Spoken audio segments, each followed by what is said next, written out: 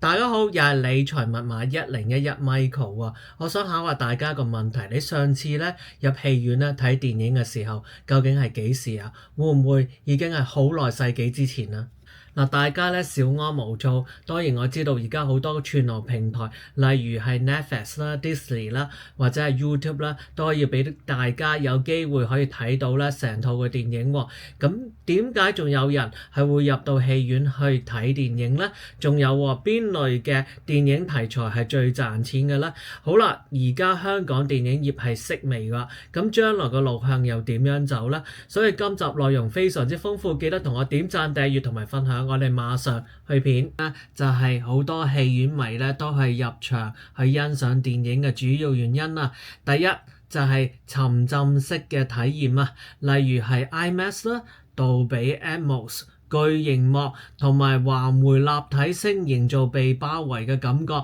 特別係適合動作片啦、科幻片啦，例如係阿凡達啦。第二，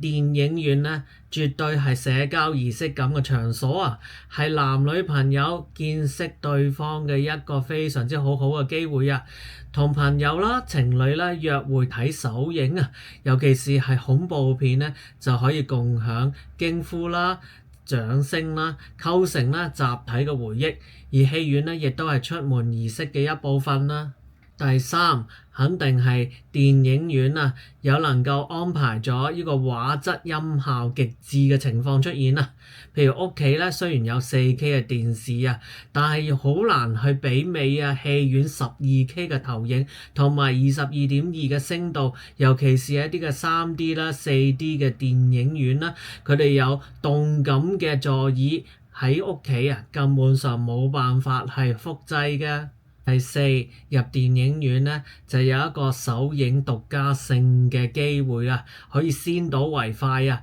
例如係一啲嘅熱門大片 Marvel 咁啦，通常咧係需要等45至到90日後啦，先至上串流嘅。戲院咧就提供第一手嘅體驗同埋話題嘅參與感啊。第五就係支持香港電影工業啦，部分影迷咧係視購票咧係為投票啊，希望本地或者港產片咧係存活嘅。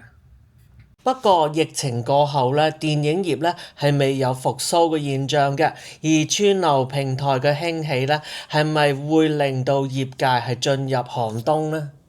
有數據咧亦都顯示啊，港產片咧喺今年啊開拍數量啊不足10部啊。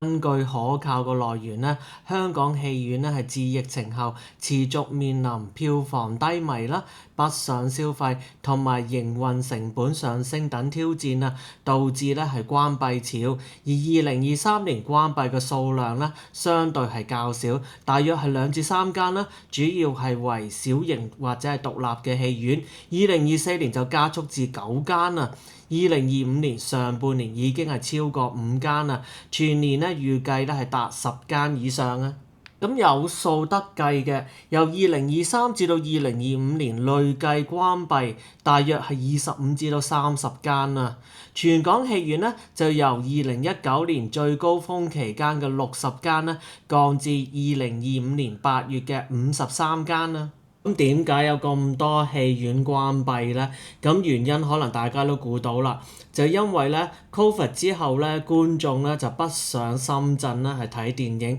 而串流平台嘅興起同埋荷里活嘅大片減少咧，亦都係導致咗票房啊，2024年啊僅僅係13億港元啊，較2019年咧係跌超過30%。而2025年全港戲院日咧活動雖然吸引咗20萬嘅人次，但未能逆轉趨勢。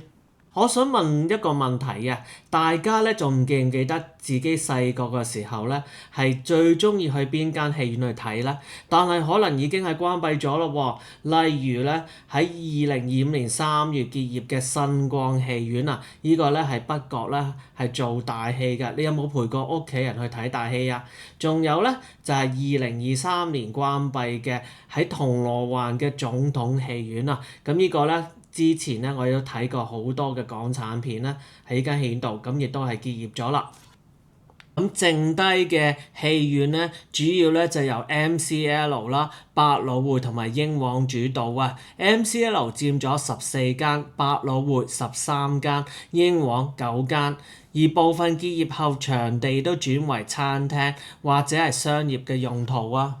睇翻咧有啲報道咧，咁電影人田啟文亦都有講過啊，疫情嘅時候啦，其實係重創咗整個電影業啊，因為大家咧怕咧入咗電影院啦，會互相傳染疾病啊嘛，咁反而咧就令到咧串流平台有另一個角色出現喎，喺屋企已經可以欣賞到電影啦，而顛覆咗傳統電影咧係整個觀賞模式嘅改變啊，觀眾嘅選擇模式咧就係佢哋會考慮啲咩嘢咧？呢部電影值唔值得入電影院入場觀看啊？佢覺得1個月或者2個月之後，亦都可以喺串流平台嚟去睇到啊！本身就係一個死結啊！對於以上嘅問題咧，電影人亦都諗過一啲嘅大膽嘅改革方案嘅，例如咧將一部電影咧係分為咗係戲院版啦，同埋串流平台嘅版本，咁區分咗呢兩個嘅版本就俾觀眾係有一定嘅選擇啦。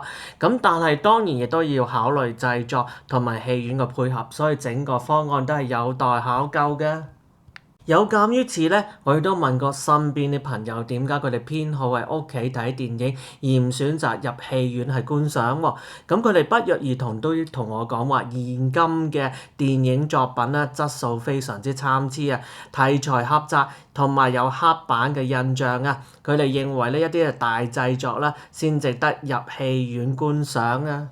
串流平台內容選擇多樣，亦都係其中一個重要嘅因素啊。Netflix 啊、Disney 啊、YouTube 等平台係提供海量嘅新舊片喎，紀錄片、短片遠超戲院同期上映嘅數量啊。咁成本效益咧一定係重要嘅因素啊！一次串流平台嘅月費大約係50蚊至到80蚊，可以無限觀看喎，遠低於戲院嘅票價90蚊至150蚊一張啦，亦都無需額外嘅交通、泊車同埋爆谷嘅開支啊！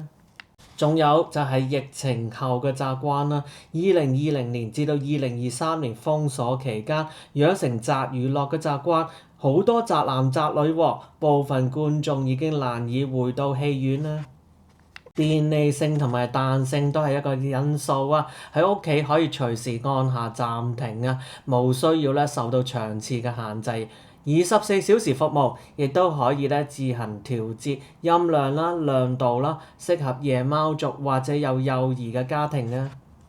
好多人咧都話屋企嘅梳化係比較舒服啊，冇錯啦，就係自家嘅梳化啦、被窩啦，個人化嘅環境係勝過戲院嘅硬嘅凳啊，亦都可以咧着睡衣啊、大聲評論啊，無人打擾。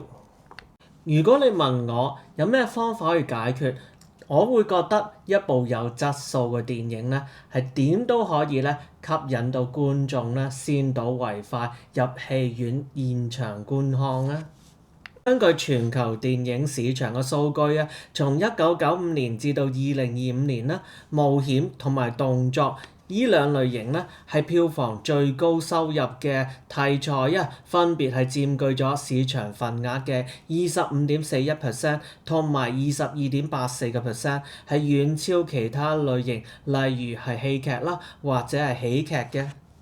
呢啲題材咧通常係依賴大規模嘅特效啦、明星陣容同埋全球 IP 啊，能夠吸引咗廣大嘅觀眾，並且係產生咗高額嘅衍生收益啊。雖然恐怖片咧喺低預算情況之下回報率咧係最高，但係總體咧票房規模仍然以動作同埋冒險為主啊。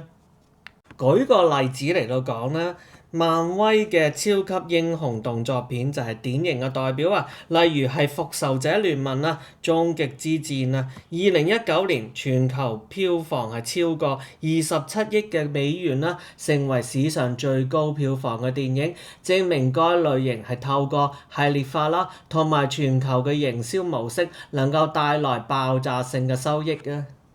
香港電影又點樣呢？第低成本可唔可以達至高票房呢？最佳例子就係2023年嘅《毒舌大狀》啊！呢部由黃子華自編自導自演嘅法庭劇，係典型小成本港產片成功嘅案例啊！電影係預算咧僅約500萬港元，主要係依賴黃子華嘅個人魅力同埋簡單嘅法庭場景拍攝嘅，幾乎無需大規模嘅特效或者係海外取景。製作團隊亦都係以香港本土嘅演員啦，同埋後製為主，控制成本係低位啊。《毒舌大狀》我諗好多人都睇過啦，喺香港嘅票房咧係大爆啊，總收入咧係高達1.03億港元，成為2023年香港全年票房嘅冠軍，甚至係打破咗港產片嘅紀錄喎。該片首週末亦都係收超過咗3000萬嘅港元，後續咧係靠口碑係發酵啦，吸引中產觀眾重溫法庭嘅戲碼，全球票房更加超過1.2億港元啦，回報率超過2000%，證明低成本。如果能夠找住本土社會嘅議題，例如係司法不公啦，或者係明星嘅效應啦，都能夠以小博大，遠超其他合拍嘅大片啊！香港嘅電影業將來路向係點樣走呢？儘管挑戰重重啊，香港電影業亦都有復甦嘅潛力。未來嘅路向亦都可以朝以下嘅方向發展。預計咧2025年亦都係迎來轉機啊！2025年下半年或者之後咧，可以預計拍多啲如《九龍城寨之圍城》嘅動作片，結合香港嘅特色同埋全球視野啊！自己覺得咧路有好多條嘅，亦都可以考慮轉向獨立與創新嘅模式。獨立製片嘅興起，例如新世代導演探索社會議題，強調質量而並非數量啊！亦都鼓勵咧政府同埋電影產業嘅支持，設立電影基金培訓新人，推廣文化交流啊！透過動作武俠題材嘅全球 IP 同埋多元化嘅敘事，香港可以重塑為亞洲電影嘅樞紐啊！我 wrap up 下啦，香港電影咧係需要平衡本土嘅創意同埋市場嘅現實，未來咧或許以小而美嘅精品模式重生啦。大家覺得今集點樣呢？繼續同我留言分享，繼續同我點讚、訂閱同埋分享，我哋下次再見，拜拜。